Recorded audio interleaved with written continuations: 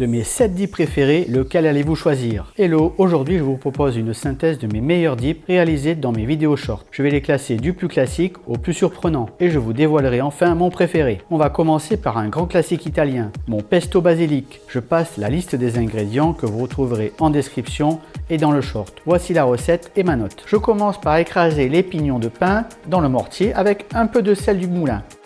Je les pile jusqu'à ce qu'ils commencent à libérer leur huile. J'ajoute juste une pointe d'ail écrasée car je fais une petite quantité de pesto. J'ajoute les feuilles de basilic frais petit à petit pour ne pas en mettre partout et j'écrase délicatement avec le pilon pour libérer tous les arômes. Voici un mémo ingrédients. Basilic 100%, pignon 60%, parmesan 100%, huile 100 à 150%, ail 2 à 4% et le sel bien sûr. Puis vient le parmesan râpé.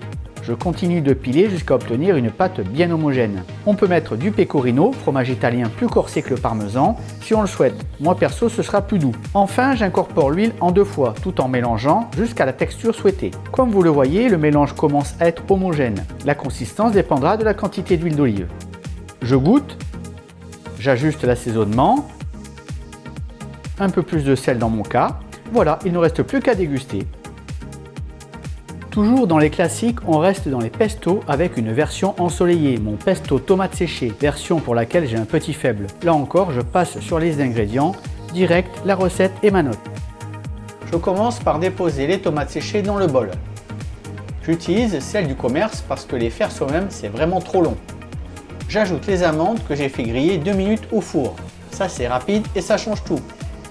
Puis je mets l'ail que j'ai écrasé au préalable et le parmesan râpé. Le bol est bien rempli, alors je mixe 5 secondes pour gagner un peu de place.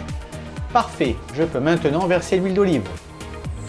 La quantité dépend de la texture que vous voulez. Plus d'huile pour un pesto fluide, moins pour un pesto épais. J'ajoute toutes les feuilles de basilic frais et je mixe jusqu'à l'obtention d'une belle couleur rouge. C'est magnifique. Je goûte et j'ajuste l'assaisonnement si besoin. Pour moi, c'est parfait. Mes tomates séchées étaient déjà bien salées.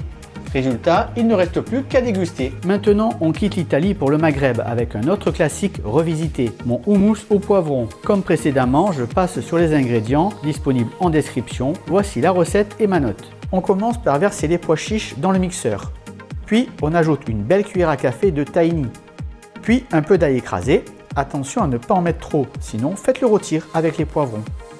Je verse ensuite 2 cuillères à café de jus de citron.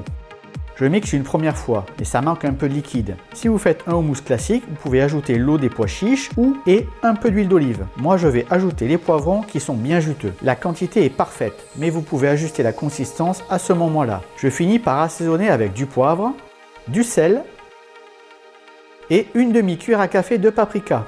Je mixe encore un peu pour bien mélanger. Je goûte et je rectifie si besoin, par exemple avec un peu de piment d'Espelette. Voilà, il ne reste plus qu'à déguster. On reste dans les légumes, mais on passe à quelque chose d'un peu plus surprenant et le plus healthy de la série. Mon dip lentilles corail et carottes rôties. Comme précédemment, je passe sur les ingrédients, voici la recette et ma note. Puis je verse les lentilles cuites, puis les carottes rôties et la pâte de sésame, ou tahini, un peu d'ail écrasé, attention pas trop, si vous craignez que ce soit trop fort, faites-le rôtir avec les carottes. J'ajoute le jus de citron et le cumin moulu, je mixe une première fois. C'est bon pour moi, mais vous pouvez ajouter un peu d'eau pour fluidifier si nécessaire. Je goûte, j'ajuste l'assaisonnement, un peu plus de cumin par exemple, sel, poivre du moulin, je mixe à nouveau pour bien homogénéiser, je goûte de nouveau, je rectifie si besoin. Assez de légumes, passons à la mer. C'est encore plus surprenant mais délicieux, chic et frais. Mon dip crevettes et cébettes. Comme précédemment, je passe sur les ingrédients en description. Voici la recette et ma note. Avant de passer au mixage, on cisèle environ 4 petites cébettes.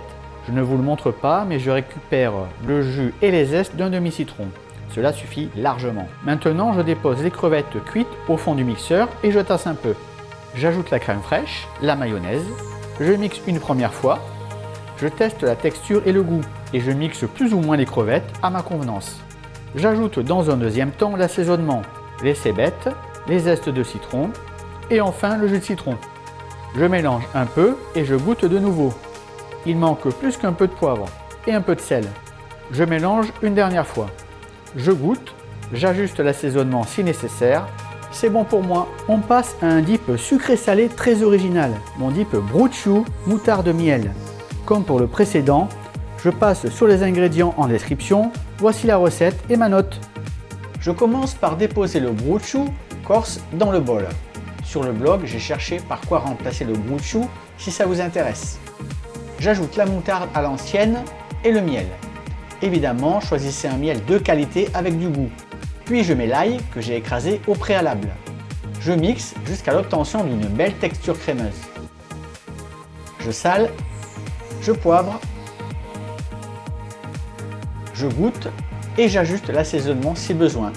Pour moi, c'est parfait. Il ne reste plus qu'à déguster. On termine en beauté avec un dip de caractère et très surprenant, mon dip Bresse bleu et noix. Comme pour tous les dips précédents, je passe sur les ingrédients en description. Voici la recette et ma note. Je commence par déposer les noix dans le mixeur. Je vais commencer par les réduire en morceaux plus ou moins gros à ma convenance. Là, ça me convient. Il faut garder à l'esprit que l'on va encore mixer un peu pour mélanger le fromage. J'ajoute le Bresse bleu. Alors faites pas comme moi, coupez-le en plus petits morceaux, c'est mieux. Ensuite, j'ajoute le Philadelphia que l'on peut remplacer par du Saint-Moré par exemple, si on n'a pas. Puis je mets l'ail que j'ai écrasé au préalable. Je mixe jusqu'à l'obtention d'une belle texture crémeuse. Je poivre, je sale et je mixe 3 secondes pour mélanger. Je goûte et j'ajuste l'assaisonnement si besoin. Pour moi, c'est parfait. Il ne reste plus qu'à déguster.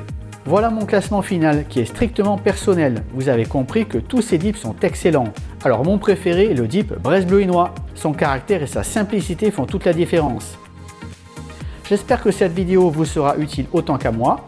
Si c'est le cas, vous savez ce qu'il vous reste à faire. Un petit pouce bleu, abonnez-vous et surtout activez la petite cloche pour ne manquer aucune de mes prochaines vidéos gourmandes. À bientôt!